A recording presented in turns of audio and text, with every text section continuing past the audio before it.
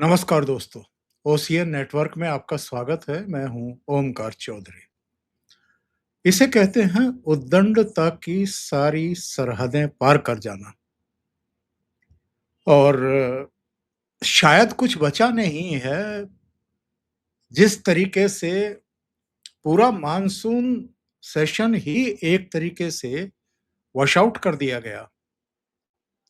एक जिद है कि चाँद चाहिए और चाँद नहीं मिलेगा तो फिर पूरी कायनात को ही हम पलट करके रख देंगे।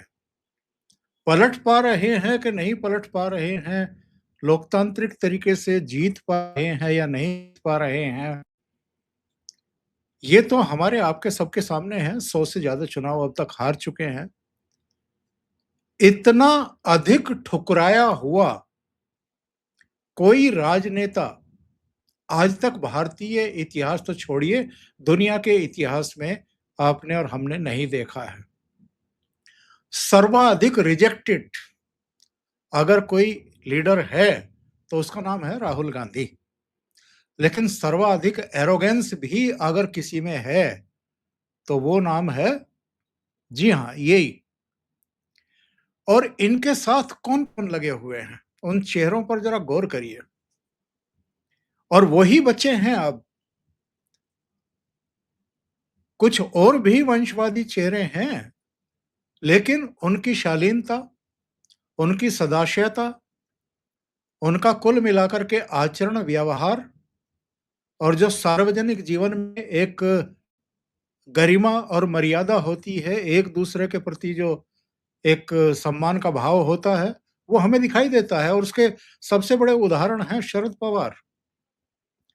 हमने एक दिन पहले भी एक प्रोग्राम में कहा था कि 2019 में इसके बावजूद कि देवेंद्र फडणवीस को उन्होंने मुख्यमंत्री नहीं बनने दिया था निरंतरता में, और उद्धव ठाकरे और कांग्रेस के साथ मिलकर के वहां पर उद्धव ठाकरे के नेतृत्व में सरकार बनवा दी थी, फिर भी नरेंद्र मोदी ने, जो मैं आचरण की बात कर रहा हूं और जो अ, परंपराएं हैं इस देश में, स्वच्छता की राजनीति की, शुचिता की राजनीति की, उनको सर्वोच्च नागरिक सम्मान से निचले पायदान वाला सम्मान दिया था शरद पवार को। और बाद में राजनीतिक जो उलटबाजियां होती हैं इस देश में, उसका उनको भी चखाया गया। 2019 का बदला 2022 में आकर के लिया गया, 23 में आकर के लिया गया, जब उनके ही भतीजे उनकी पार्टी को तोड़ करके अलग हो गए। लेकिन जो सीन हम और आप इस समय संसद में देख रहे हैं, संसद परिसर में देख रहे हैं, और वहां भी अगर इनका मन नहीं भरा तो फिर एक अलग से प्रोग्राम करके फिर वहां गालियां निकाल रहे हैं। तो ये हालात इनके क्यों हो रहे हैं, एक्चुअल में चाह क्या रहे हैं, आज इस पर ही चर्चा करेंगे। और मेरे साथ जुड़ रहे हैं एकलव्य सिंह जयपुर से, तो उनको जोड़ करके चर्चा को आगे बढ़ाएंगे। एकलव्य, बहुत स्वागत, नमस्कार। प्रणाम सर। प्रणाम सर, आपके दर्शकों को बहुत बहुत नमस्कार। तो मेरी तो जितनी राजनीतिक समझ है और जो मैं राजनीति का विद्यार्थी हूँ बरसों से, सारे लोकसभा चुनाव कवर किए हैं, बहुत अनगिनत विधानसभा चुनाव कवर किए हैं, निचले स्तर की भी राजनीति देखी है, पंचायतों की, लोकल बॉडीज की, यहाँ तक के ग्राम प्रधानी की भी, वो सब देखी है।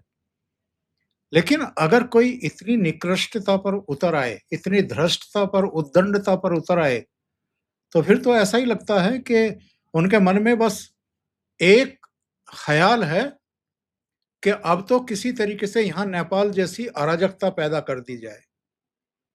और एंड गेम उनके दिमाग में यही लग रहा है, क्योंकि जैन जी चिल्ला रहे हैं, और ये जैन जी का शब्द जो है, ये नेपाल के तख्ता पलट के बाद ही लोगों के सामने आया, दुनिया के सामने आया।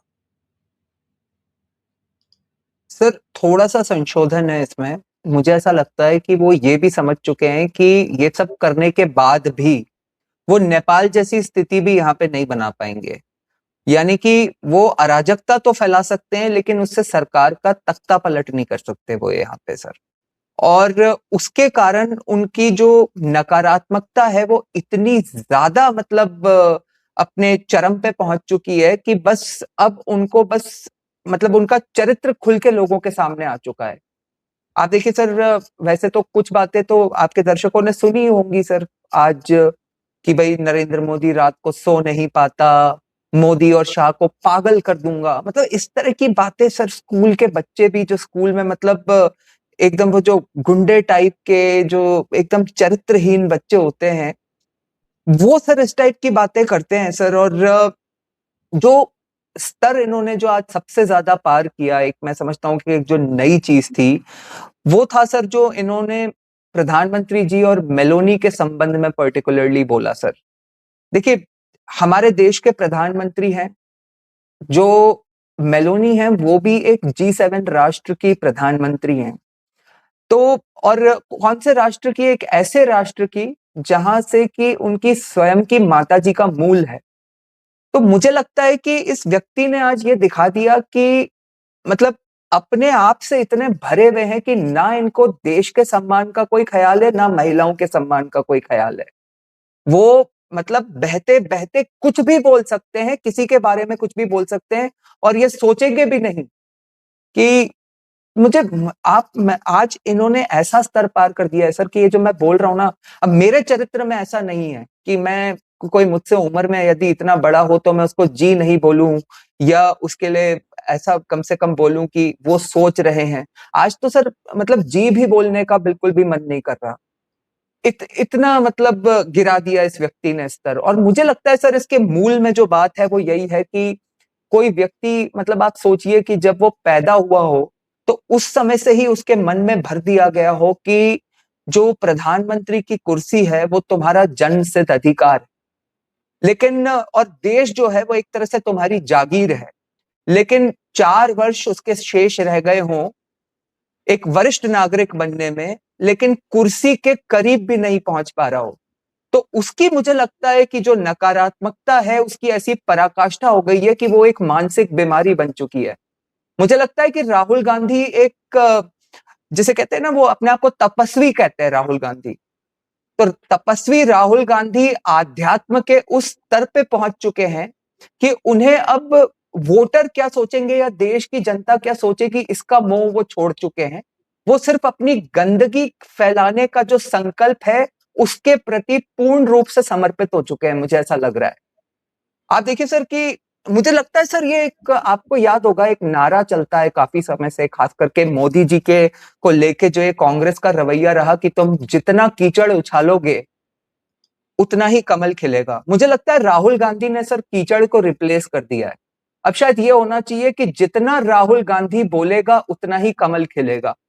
आप देखिए सर, मैं इसके संदर्भ में आपको आज ही की घटना बता रहा हूं। आज जयपुर में सर पांचजन्य के वो जो एक मैगजीन है सर, जिसके आरएसएस के लोग उससे जुड़े हुए हैं, उनके माध्यम से सर जयपुर में एक फंक्शन हुआ। उसमें अवध ओझा को सर न जाने जानकारी का अभाव रहा होगा कि वो किस प्रकार के व्यक्ति है और क्या है, अवध ओझा को इनवाइट कर लिया गया और अवध ओझा ने सर वहां पे मंच पे आके बहुत मतलब अजीब सी घटिया बातें भी बोली। सीजेपी की प्रोटेस्ट की तुलना चौरी चौरा के कांड से कर दी और वहां पे मोदी और योगी को डिक्टेटर बता रहे थे। और सोचिए सर वहां पे आरएसएस और बीजेपी के नेता बैठ के सुन रहे थे, तमाशा अपनी बेइज्जती का देख रहे थे। तो उनका तो पता नहीं, लेकिन जो बीजेपी के जो वोटर्स हैं उनके मन में क्रोध था कि ऐसे व्यक्ति को क्यों मंच दिया आरएसएस और बीजेपी और राजस्थान की सरकार से जुड़े हुए कार्यक्रम में स्वयं। लेकिन सर जो ये क्रोध था ना, उसके 20-25 मिनट बाद ही राहुल गांधी की ये रील्स जो हैं वायरल हो गई सर सोशल मीडिया पे। और उसके बाद सर सब कुछ डाइल्यूट हो गया सर, कि राहुल गांधी का क्या स्तर है वो सबको वापस दोबारा से दिख गया।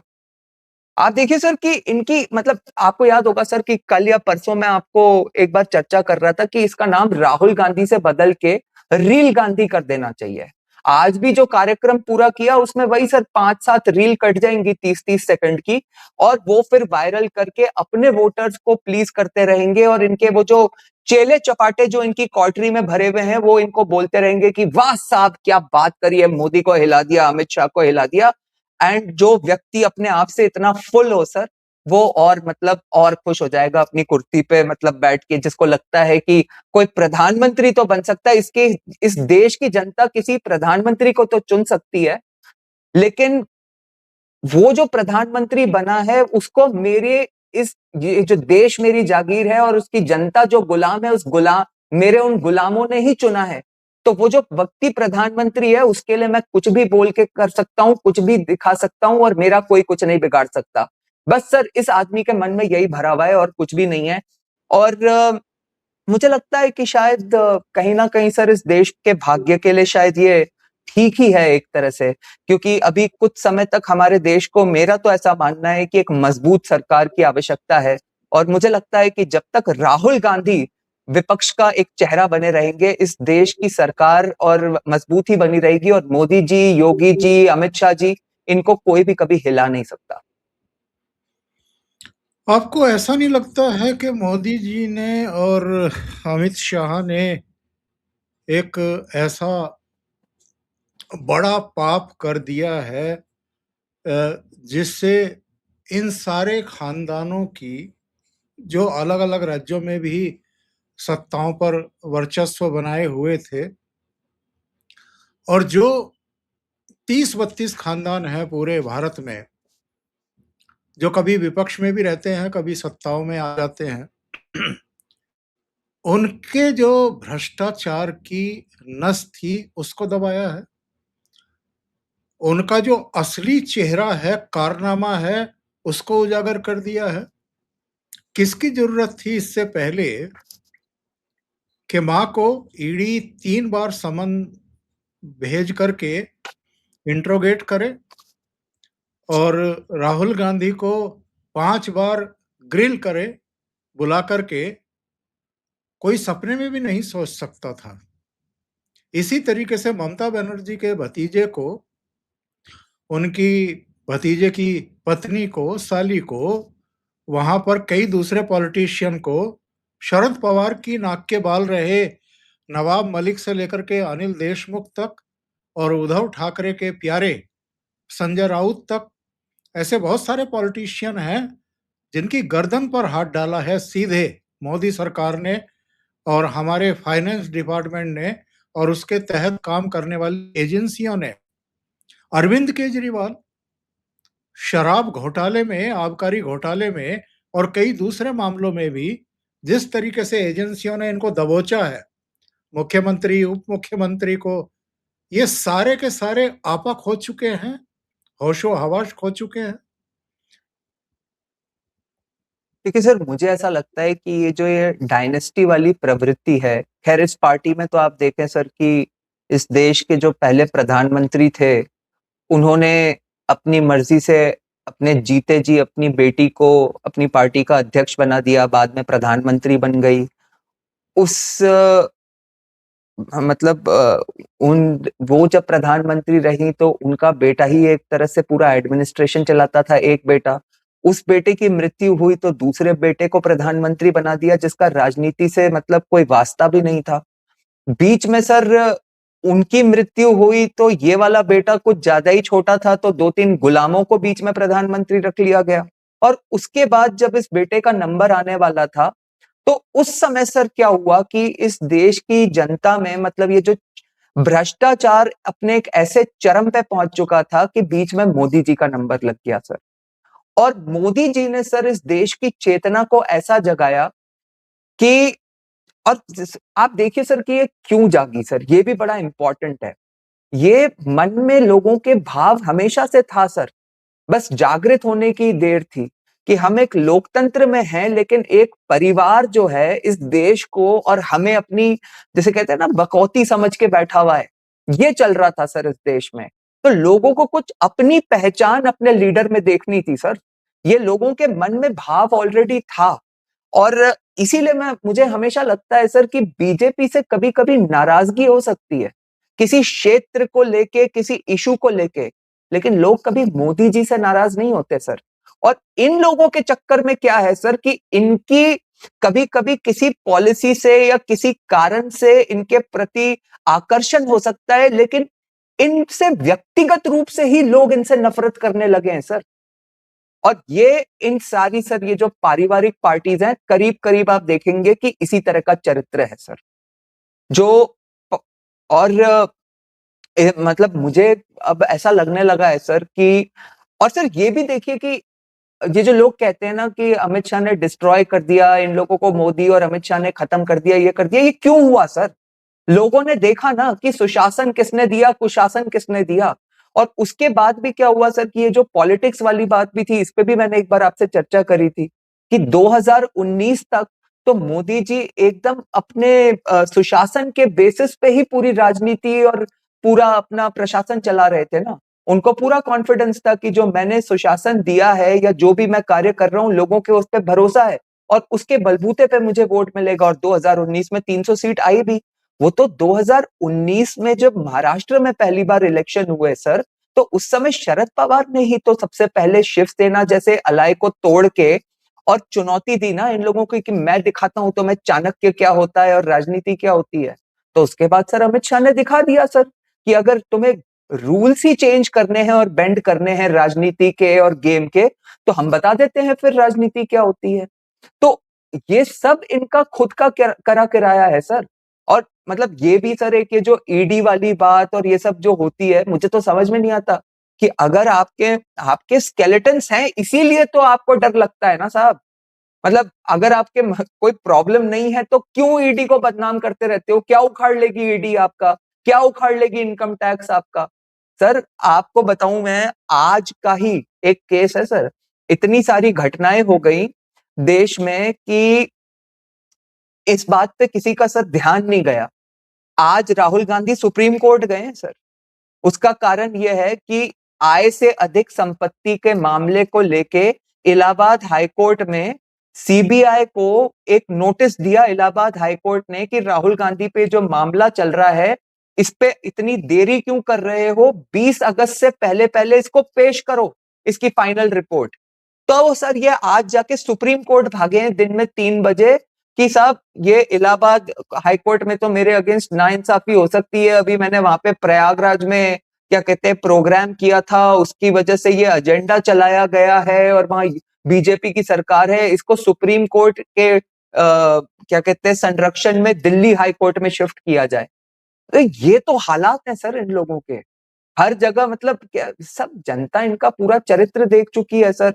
ये बच के भागने के लिए इनके पास कोई जगह नहीं बची है सर। वो तो क्या है कि ये लोग जिनको डिक्टेटर कहते हैं अमित शाह और मोदी को, सच्चाई ये है कि सर उन लोगों का लोकतांत्रिक व्यवस्था में इतना ज्यादा भरोसा है और वो मतलब एक तरह से कम अपनी कार्य प्रणाली को लेके इतने चरित्रवान है कि वो देश की प्रगति को अपनी प्रायोरिटी पर रखते हैं। इन लोगों को सबक सिखाना सेकेंडरी है सर। तो इस कारण से सर क्या होता है कि ये लोग अभी तक बच के बैठे हुए हैं। कोई योगी जी जैसा होता और यही सब अगर उत्तर प्रदेश में हो रहा होता तो अभी तक सारा दिमाग सही हो गया होता सर। सर म्यूट पे हैं सर। बात तो आप सही कह रहे हैं, लेकिन क्या आपको ये नहीं लगता कि इनको लगता है कि जो चुनी हुई लोकसभा है, जो चुनी हुई सरकार है और जो सरकार को हेड कर रहे हैं और जो सारे फैसले ले रहे हैं, अब इनके प्रति जो ये असम्मान दिखाते हैं, जो अविश्वास दिखाते हैं, सरकार को लेजिटिमेट ना करना, पदों को सम्मान ना देना, यहाँ तक कि लोकसभा में, राज्यसभा में जो सभापति और स्पीकर हैं, उनको भी सम्मान ना देना। ये सब जानबूझ किया जा रहा है ताकि देश में एक अराजकता का माहौल पैदा किया जाए। सर देखिए ड्यूअल नैरेटिव चलता है सर।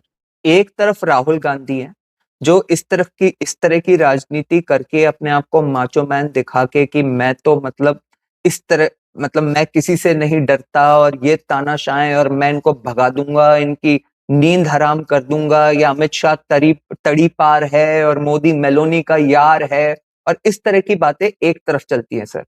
आप देखिए सर कि इंटरेस्टिंगली दूसरी तरफ क्या चल रहा है एक तरफ ये दूसरे को मतलब दूसरे का तिरस्कार करते हैं और दूसरी तरफ सर अपने असम्मान की कहानी रच के और जैसे कहते हैं ना सर सिंपैथी गेन करने की कोशिश करते हैं। आपने आज देखा होगा सर कि राज्यसभा में जो इनके खड़गे जी हैं, राष्ट्रीय अध्यक्ष जो हैं कांग्रेस के, उन्होंने एक कहानी बताई सर कि भाई मेरा एक रैली हुई थी, वहां पे मैंने ये करा और वहां पे तो मतलब एक भाषण देना था, लाखों लोग थे और मैंने तो कोई ऐसी कुछ किया नहीं, लेकिन जब मैं वहां से निकला तो वहां पे कुछ लोगों ने उस जगह का शुद्धिकरण कर दिया और बेसिकली उनने ये कहा कि बीजेपी वालों ने उसका शुद्धिकरण कर दिया। अच्छा, वहां पे सदन के नेता जेपी नड्डा जो पूर्व राष्ट्रीय अध्यक्ष हैं, उनने स्वयं सर खड़े होके इसकी पूरी आलोचना करी। ये भी एक तरह से मतलब उनने आश्वस्त किया कि हम इसकी इंक्वायरी कराएंगे। यहाँ पे प्रेजेंट राष्ट्रीय अध्यक्ष भी बैठे हैं, उनको भी बोलूंगा कि मतलब ये तो बिल्कुल बीजेपी इस तरह की चीज बर्दाश्त नहीं कर सकती। लेकिन सर और अब इस चीज की रीलें काट के सर चलाई जा रही हैं और वो अपना ये फालतू का जो वक्तव्य था दे के बैठ गए। लेकिन इसके पीछे की कहानी बड़ी इंटरेस्टिंग है सर कि ये हुआ क्यों सर। वहां पे खड़गे ने बात करते करते ये कहा था सर, लोग जिन्होंने भी ये किया, और ठीक है मतलब इस तरह की हरकत नहीं करनी चाहिए, लेकिन सर आप ये समझिए कि इस तरह की हरकत के पीछे भी कोई ना कोई कारण होता है। ये क्रोध जब आता है ना, तो क्रोध में ऐसा इंसान कर जाता है। क्रोधित क्यों हुए थे लोग? एक जो संगठन था वहां पे पर्टिकुलर जिसने ये किया, क्योंकि खड़गे ने अपने भाषण में यह कहा था कि जो लोग गंगा में स्नान करते हैं वही सबसे बड़े पाखंडी होते हैं। तो भाई तुम एक तरफ बैठ के किसी का भी कुछ भी तिरस्कार करते रहोगे और उसके बाद जब तुम्हारे ऊपर उल्टी प्रतिक्रिया किसी की तरफ से होगी तो फिर उसके लिए तुम सदन के पटल से अपने लिए सिंपैथी बटोरोगे। तो ड्यूअल नैरेटिव चल रहा है सर। एक ये भी है कि मैं एक माचो मैन हूं और मैं डरता नहीं हूं, ये नहीं करता हूं, और एक तो सर और दूसरी तरफ नैरेटिव ये चलाना है कि हम तो शोषित वंचित वर्ग हैं और बीजेपी जो है वो अग्रेसर है, वो इस देश के शोषित वंचित लोगों के साथ जब इतने बड़े पद पे बैठे हुए दलित के साथ ऐसा कर सकती है तो सोचिए दलितों के साथ क्या करेगी। तो ये इस तरह का नैरेटिव चलाते हैं सर। लेकिन मुझे एक बात और इसमें बड़ी इंटरेस्टिंग है सर कि मुझे लगता है कि ये जो उत्तर प्रदेश के चुनाव आने वाले हैं सर, कहीं ना कहीं सर इसका इम्पैक्ट जो है ये कर कांग्रेस रही है, लेकिन ये बैकफायर समाजवादी पार्टी पे भी करेगा सर। और हो सकता है कि ये कांग्रेस की डेलिबरेट स्ट्रेटेजी हो। मतलब I will not be surprise, जिस तरह से इन्होंने ममता के साथ वेस्ट बंगाल में किया और जो इनके पिछले कुछ टाइम से अपने ये जो अलायंस पूर्व अलायंस पार्टनर्स हैं जिन तरह से उनको खत्म करने की स्ट्रैटेजी रही है, चाहे आम आदमी पार्टी हो चाहे टीएमसी हो, I will not be surprised कि ये सब भी डेलिबरेटली ही किया जा रहा हो सर। क्योंकि ये जो आपने देखा होगा सर कि ये जो पार्लियामेंट में इन लोगों ने बैठ के वो जो स्किट परफॉर्म करी, जिससे कि मेरे ख्याल से और लोग एग्रीवेट ही हुए होंगे कि ये किस तरह का तमाशा बनाया जा रहा है, उस पे अखिलेश ने एक तरह से थोड़ी सी दूरी बनाई सर स्वयं। तो अजीब सी हरकतें कर रहे हैं सर कांग्रेस वाले। बहुत बहुत धन्यवाद आपका जुड़ने के लिए, इतना समय देने के लिए और बहुत महत्वपूर्ण मुद्दे पर चर्चा करने के लिए। ईश्वर करे इनको बुद्धि आ जाए, ईश्वर करे कि कुछ संस्कार कहीं से मिल जाए, परिवार से तो नहीं मिले हैं। और जितना जल्दी ये होगा उतना ये भारतीय राजनीति में हालांकि सम्मान खो चुके हैं पूरी तरीके से, और जो खो चुका हो सम्मान उसका जनता का पुनः विश्वास अर्जित करना यहाँ कम से कम भारत की राजनीति में इतना आसान काम नहीं होता है। सब कुछ बर्दाश्त कर लेती है भारत की जनता, आपकी एरोगेंस, आपका अहंकार और आपकी बदजुबानी को वो कभी एक्सेप्ट नहीं करती है। तो आज के लिए इतना ही। एकलव्य, बहुत स्वागत है, बहुत अभिनंदन है आपका और बहुत धन्यवाद। आप जुड़े और बहुत महत्वपूर्ण मुद्दे पर आपने चर्चा की। Thank you so much. प्रणाम सर। नमस्कार।